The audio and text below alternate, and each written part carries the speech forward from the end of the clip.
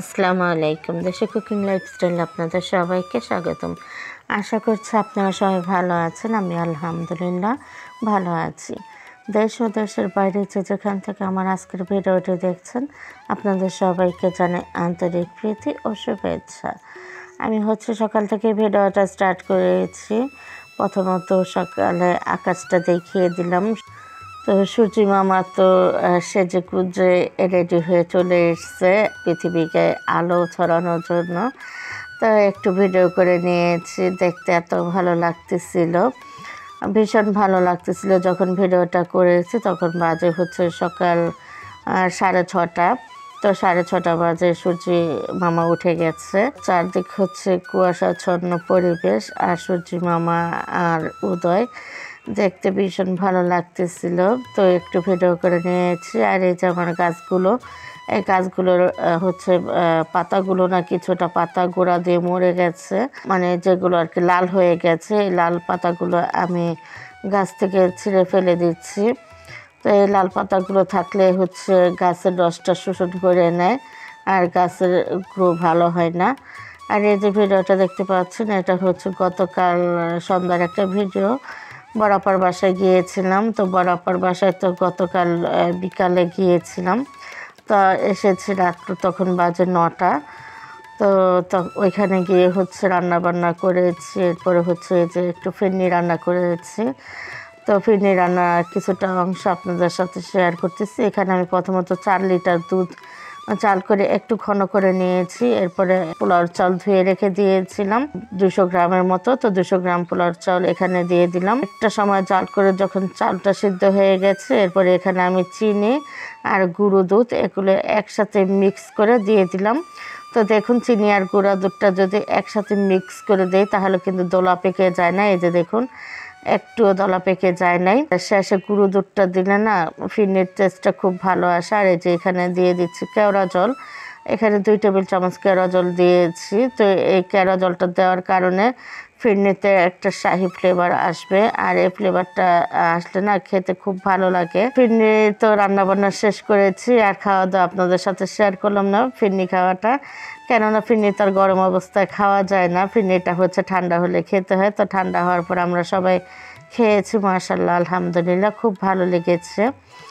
আর এই যে ভিডিওটা, এটা আজকে সকালের ভিডিও। এটা সকালে এই যে রান্না করেছিলাম, তো কাসকি মাছ রান্না করেছি। এই যে নতুন আলু, টমেটো, ধনেপাতা দিয়ে। তো আলুটা এখন কেটে নিয়েছি, একদম মিহি কুচি করে কেটে নিব।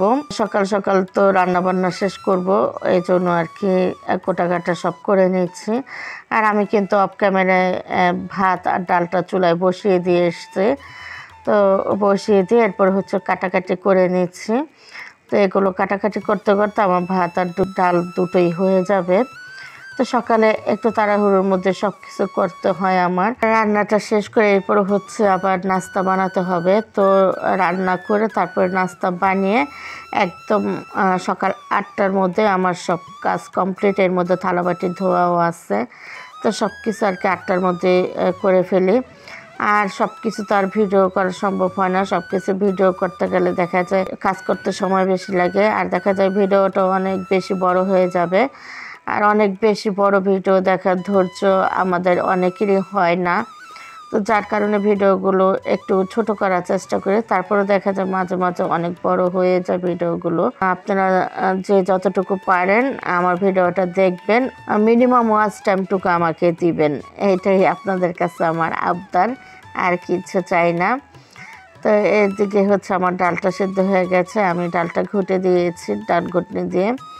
তো এই যে আজকেও কিন্তু আচারি মুসুর ডালই রান্না করব।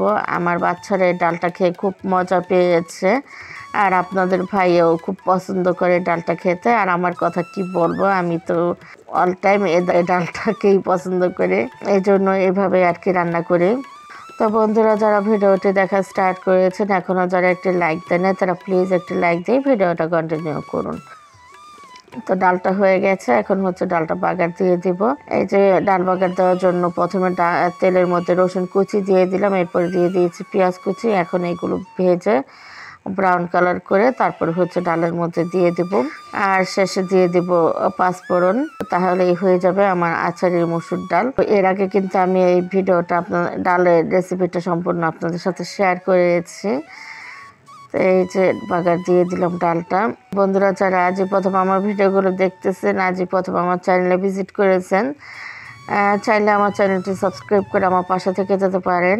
আপনারা যদি এই ধরনের লাইফস্টাইল ভিডিও আরও দেখতে চান তাহলে চ্যানেলটি সাবস্ক্রাইব করে পাশে থাকা অল নোটিফিকেশনটি সিলেক্ট করে রাখবেন। তাহলে যখনই আমি নতুন ভিডিও আপলোড করব সঙ্গে সঙ্গে নোটিফিকেশন আপনাদের কাছে চলে যাবে। তখন আপনারা আপনাদের সময় সুযোগ মতো ভিডিওগুলো দেখিয়ে নিতে পারবেন। আর যারা অলরেডি আমার চ্যানেলটি সাবস্ক্রাইব করে দিয়েছেন তাদের সবাইকে অসংখ্য ধন্যবাদ। তো এদিকে আমি ডালটা বাগার দিয়ে তারপরে হচ্ছে পাঁচফোড়নটা দিয়ে দিলাম। পাঁচফোড়নটা হচ্ছে আমি ভেজে গুঁড়ো করে রেখে দিয়েছিলাম। তো এই যে যতটুকু ছিল আজকে দিয়ে শেষ হয়ে গেল, আবার গুঁড়ো করে রেখে দেব। যখন ডাল রান্না করি এভাবেই করব। বাচ্চারা তো খেতে পছন্দ করে, সেজন্য আর কি এভাবেই করার চেষ্টা করতেছি। আর এই যে কাসকি মাছ রান্না করার জন্য এখানে প্রথমত পেঁয়াজ ভেজে নিয়েছি, এরপরে এখানে টমেটো আর কাঁচামরিচটা দিয়ে দিয়েছি। আর পাশের চুলা পানি বসিয়ে দিয়েছি তরকারিতে দেওয়ার জন্য, যেহেতু চুলাটা খালিই আছে আর আমার সময়ও একটু বেঁচে যাবে গরম পানিটা তরকারিতে দিলে।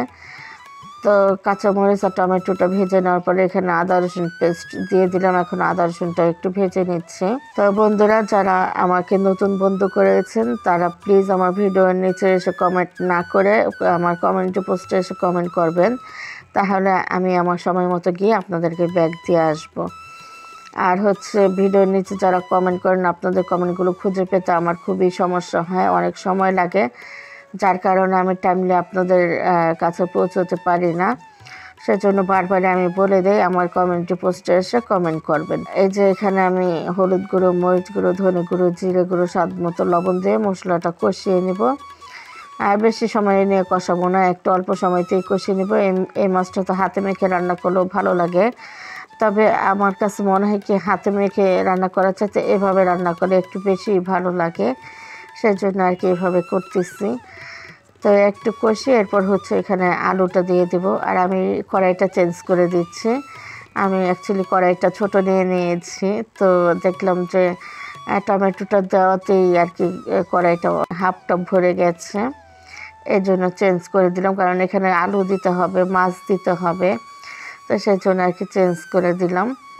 আর এদিকে পানিটা গরম হয়ে গেছে, আমি এখন গ্যাসটা অফ করে দিব, কেননা শুধু শুধু গ্যাসটা জ্বালিয়ে রাখলে কিন্তু অপচয় হয়। তো আমি যদি এখানে একটু গ্যাসটা সাশ্রয়ী করি তাহলে দেখা যায় আরেকজন আরেকদিকে কাজ করতে পারবে এই গ্যাসটা দিয়ে। সেজন্য আমি হচ্ছে যতটা সম্ভব গ্যাসটা বাঁচিয়ে কাজ করার চেষ্টা করি। এটা তো লাইনেরই গ্যাস, আমার তো আর গ্যাস কিনতে হয় না। তারপরেও দেখা যায় মানবতা বলেও তো একটা কথা আছে, তাই না?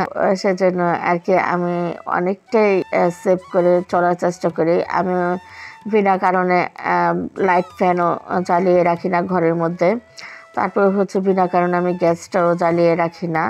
আর এই যে শীত আসতেছে, অনেকে দেখি যে চুলার মধ্যে অল টাইম গরম পানি বসিয়ে রাখে, কিন্তু আমি গরম পানিতে গোসল করতে পারি না, সেজন্য আমি কখনো গরম পানি করি না।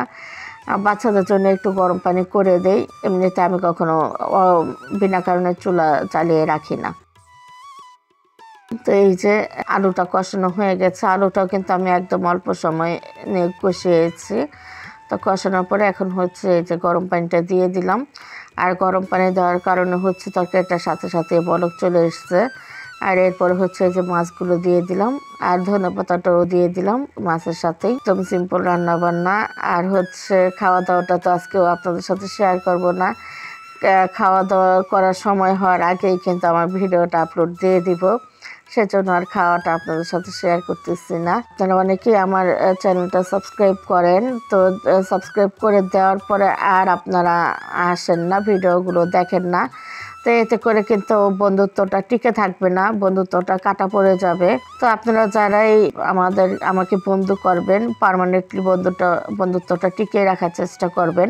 আপনারা আমার ভিডিওগুলো দেখবেন, আমিও আপনাদের ভিডিওগুলো দেখবো, এতেই কিন্তু আমাদের বন্ধুত্বটা টিকে থাকবে। তো এই যে আমার তরকারিটা হয়ে গেছে বন্ধুরা, আজকের মতো এ পর্যন্ত। সবাই ভালো থাকবেন, সুস্থ থাকবেন। আল্লাহ হাফেজ।